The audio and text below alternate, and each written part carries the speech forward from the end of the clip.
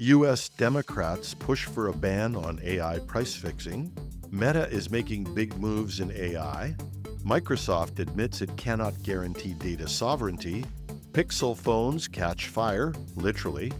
And Google's Gemini admits, I have failed you.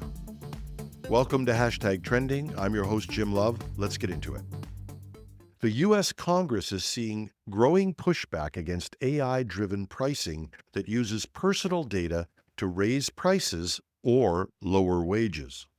Two Democratic lawmakers, Greg Casar and Rashida Tlaib, have introduced the Stop AI Price Gouging and Wage Fixing Act.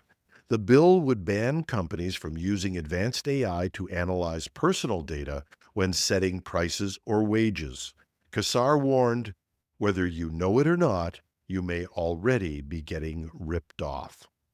The idea comes from claims that ride-hailing companies like Uber used AI to calculate both the maximum customers would pay for a ride and the minimum they could pay their drivers. More recently, Delta Airlines disclosed on an earnings call that it's already using AI-driven pricing for 3% of fares and plans to expand to 20% by year's end. This means that you could be sitting on a plane with tickets booked at the same time, in the same seats, and pay an enormous difference from the person beside you. The software that does this is supplied by Fetcher, is also used by Virgin Atlantic and WestJet. Supporters call this dynamic pricing, but the U.S. Federal Trade Commission calls it surveillance pricing and says it's happening big time. Their research shows that prices may be adjusted based on browser type, device, location, shopping history, or even inferred life events like becoming a new parent. Picture this. You're a new parent and you need a thermometer because you think your baby's got a temperature. Are you going to be price sensitive on that? The FTC estimates that over 250 companies working with pricing intermediaries using data from brokers and third-party sources are doing this type of thing. While the proposed legislation faces long odds in a Republican-controlled Congress, the public may be less forgiving. For consumers used to the internet as a price equalizer, the idea of AI using their own data to charge them more may spark a real backlash. While headlines focus on OpenAI, Google, and Anthropic, Meta may be emerging as a real heavyweight in the race to build artificial superintelligence. In a video posted this week, Meta CEO Mark Zuckerberg revealed the company is going all in on artificial general intelligence, AGI, and plans to open source the results. But the real signal came in a Threads post where he wrote, "We're also going to invest hundreds of billions of dollars into compute to build this superintelligence. We have the capital from our business to do this." That scale of investment could put Meta ahead of its more talked-about rivals.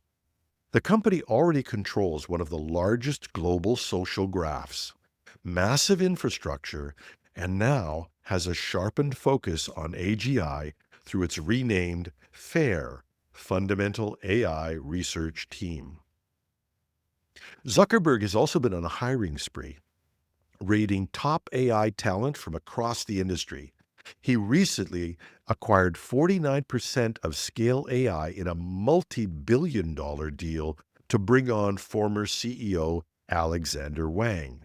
And Wang will work closely with another key hire, Shengjia Shao, to lead Meta's new advanced AI lab. Zuckerberg writes, "In this role, Shengjia will set the research agenda and the scientific direction for our new lab, working directly with me and Alex." Meta has also poached leaders from Apple, OpenAI, and even Ilya Sutskever's Safe Superintelligence. From Apple, it hired Mark Lee, Tom Gunter, and their former boss, Ruoming Pang, who led Apple's LLM team. It also snapped up 3 top engineers from Google DeepMind right after their Gemini model earned gold at the International Mathematical Olympiad. The cost of catching up has been staggering. Some reports suggest Meta is offering pay packages worth hundreds of millions of dollars per person. So the question comes up, where does this leave Yann LeCun, Meta's longtime AI chief? Insiders believe this reshuffle frees him to work on the next major leap beyond Llama 3, adding deeper memory, reasoning, personalization, and maybe moving to AGI? Zuckerberg says, though, that the goal isn't just research. It will power smart glasses and virtual assistants that can actually understand you in real time. In other words, he has a commercial venture that he's pursuing. His open source approach is appealing to developers, although critics warn it could release powerful models without proper oversight. But the bigger takeaway? Meta has the capital, the compute, and now the brain power to shape the next era of AI, whether we're paying attention or not. Microsoft has admitted it cannot guarantee data sovereignty for European customers if the U.S. government demands access to their information. The stunning admission came under oath in the French Senate, where Microsoft France's legal and technical directors were grilled on how the company handles U.S. data requests under the Cloud Act. That act gives American authorities the power to compel U.S.-based tech firms to hand over data even if it's stored overseas.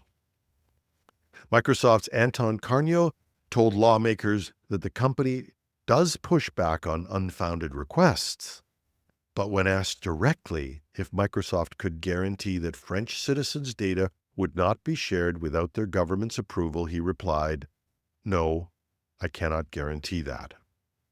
The company noted that no such requests have affected European public sector clients to date, but the statement confirmed what privacy advocates have long warned, that the U.S. cloud providers ultimately answer to Washington, even when data is hosted abroad.